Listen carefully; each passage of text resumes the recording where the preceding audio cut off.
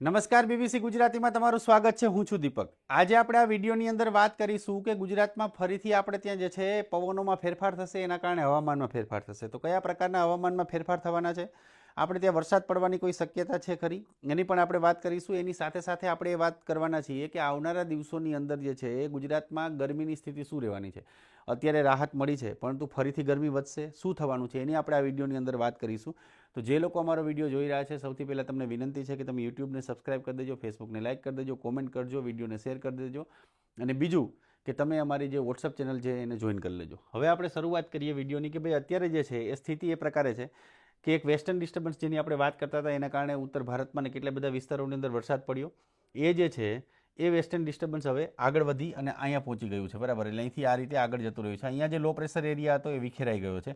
એટલે આ બંને સ્થિતિમાં જે છે મોટી સિસ્ટમો હતી, એ સિસ્ટમોની અસર જે છે હવે આ ભાગ ઉપરથી જે છે એની અસર ખતમ થઈ ગઈ છે. એના કારણે શું થશે કે હવે પવનો જે છે એ આ પ્રકારે આવવાની શરૂઆત થઈ જશે. અને અહીંયા જે છે એક એન્ટી સાયક્લોન છે, એટલે અહીંથી પવનો જે છે આ રીતે આવી રહ્યા છે, બરાબર, આ તરફથી. એટલે સૂકા પવનો જે છે એ હવે આપણે ગુજરાત તરફ આવશે. બીજું જે છે એક વેસ્ટર્ન ડિસ્ટર્બન્સ છે, પણ એને હજી આવતા વાર લાગશે, એટલે એની અસર તાત્કાલિક આપણે થવાની નથી. તો આપણે ત્યાં શું થશે, તો આપણે ત્યાં જે છે એ આ તરફથી સૂકા પવનો આવી રહ્યા છે, અને સૂકા પવનો આવી રહ્યા છે એના કારણે જે છે એ ગુજરાતમાં ફરીથી આપણે ત્યાં ગરમી વધવાની શરૂઆત થશે. તમે જુઓ કે અહીંયા જે છે એ મોટું એન્ટીસાયક્લોન જે છે, મજબૂત એન્ટીસાયક્લોન અહીંયા છે, એટલે એ પવનોને આ તરફ આવી રહ્યું છે, અહીંથી પવનો આ તરફ આવી રહ્યા છે અને ગુજરાત ઉપર આવી રહ્યા છે.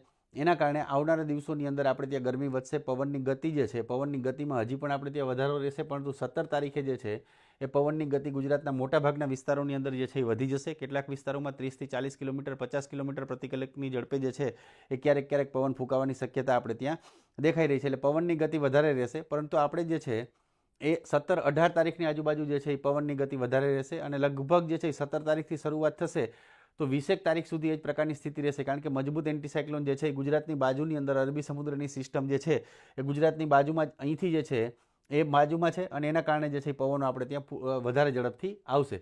હવે બીજી વાત છે કે આપણે જે પવનની ઝડપની વાત કરી, કે તમે જુઓ આ જે નકશો જે છે એ દર્શાવે છે કે ભાઈ પવનની ઝડપ ક્યાં વધારે હશે. તો ગુજરાતના ઉત્તર ગુજરાતથી લઈ કચ્છના વિસ્તારો જે છે ત્યાં, પૂર્વ ગુજરાતના વિસ્તારો છે, દક્ષિણ ગુજરાતના વિસ્તારોમાં જે છે એ પવનની ગતિ વધારે હશે. એના પછી જે છે એ લગભગ આપણે ત્યાં 17 તારીખની આજુબાજુ ગુજરાતના મોટાભાગના વિસ્તારો, ખાસ કરીને કચ્છના મોટાભાગના વિસ્તારો, સૌરાષ્ટ્રના કેટલાક વિસ્તારો, ઉત્તર ગુજરાત અને દક્ષિણ ગુજરાતના વિસ્તારોમાં પવનની ગતિ હશે વધારે. અને 18 તારીખે જે છે સમગ્ર ગુજરાતની અંદર આપણે ત્યાં જે છે પવનની ગતિ ખૂબ વધારે હશે એવી શક્યતા દેખાઈ રહી છે. હવે તાપમાનની વાત કરીએ, વરસાદની વાત પછી કરીશું. તાપમાનની વાત કરીએ કે અત્યારે જે છે એ જેસલમેરની અંદર હીટવેવની સ્થિતિ છે. એના પછી ગુજરાતની અંદર જે છે અમદાવાદથી લઈ, વડોદરાથી લઈ, ખેડા, આણંદ, પંચમહાલ, દાહોદથી લઈ રાજકોટ, સુરેન્દ્રનગર, મોરબી એ તરફના જે વિસ્તારો છે, બોટાદના વિસ્તારોની અંદર પુષ્કળ ગરમી પડશે. સૌરાષ્ટ્રની અંદર પણ ગરમી પડવાની શક્યતા છે. આવતીકાલથી ગરમી જે છે એ વધવાની શરૂઆત થઈ જશે, અને કેટલાક વિસ્તારોમાં તાપમાન જે છે એ 42-43 ડિગ્રી, 44 ડિગ્રી સુધી જવાની શક્યતા દેખાઈ રહી છે. વરસાદ જે છે એ વરસાદની શક્યતા અત્યારે આપણે ત્યાં નથી.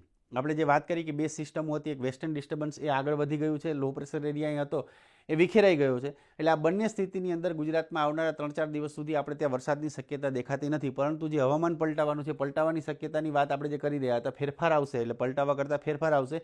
એ ફેરફાર એ છે કે આપણે ત્યાં ગરમી જે છે એ ફરીથી વધશે, અને હવામાન વિભાગે એની જાહેરાત કરી છે કે એટલે જે ચેતવણી આપી છે, એની ચેતવણી જારી કરી છે કે ભાઈ કચ્છના વિસ્તારો છે ત્યાં, બનાસકાંઠાના વિસ્તારો, સાબરકાંઠાના વિસ્તારો છે, રાજકોટના વિસ્તારો છે, એની સાથે સાથે સુરેન્દ્રનગરથી લઈ મોરબીના કેટલાક જે વિસ્તારો છે એની અંદર જે છે એ 15 તારીખની આજુબાજુથી જે છે આપણે ફરીથી હીટવેવની શરૂઆત થઈ જશે. હીટવેવ એટલે કે ફરીથી લૂની સ્થિતિ જે છે એ શરૂ થઈ જશે, અને ભીષણ લૂની સ્થિતિ આપણે ત્યાં આવનારા દિવસોમાં જોવા મળે એવી શક્યતા દેખાઈ રહી છે. અને જે દરિયાકાંઠાના જે વિસ્તારો જે છે ત્યાં ભેજવાળું અને ગરમ હવામાન રહેવાની શક્યતા છે, કારણ કે પવનો આપણે ત્યાં દરિયા તરફથી આવી રહ્યા છે, એટલે ભેજ હશે, ભેજની સાથે ગરમી હશે. આ પ્રકારની સ્થિતિ જે છે એ આવનારા દિવસોમાં થશે. હવે આપણે વરસાદની જે વાત કરતા હતા કે ભાઈ વરસાદ 3-4 દિવસ સુધી આપણે ત્યાં કોઈ શક્યતા દેખાતી નથી, કારણ કે જે સિસ્ટમો દૂર જતી રહી છે એના કારણે પવનની ગતિ રહેશે. એન્ટીસાયક્લોન ગુજરાતની નજીક છે, એટલે એના કારણે વરસાદ થવા દેતું નથી. હવે અમદાવાદમાં જે છે એ ગઈકાલે 41 ડિગ્રી નોંધાયું હતું, અમરેલીમાં 42 ડિગ્રી તાપમાન નોંધાયું હતું, ગાંધીનગરમાં 41.5, રાજકોટમાં 42.7 ડિગ્રી સેલ્સિયસ જે છે એ તાપમાન નોંધાયું હતું. આવનારા દિવસોમાં હવે આપણે ત્યાં તાપમાનમાં 2 થી 3 ડિગ્રી સેલ્સિયસનો હજી પણ વધારો થાય એવી શક્યતા દેખાઈ રહી છે. વિડીયો તમને કેવો લાગ્યો ચોક્કસ જણાવજો, કોમેન્ટ કરજો, વિડીયોને શેર કરી દેજો.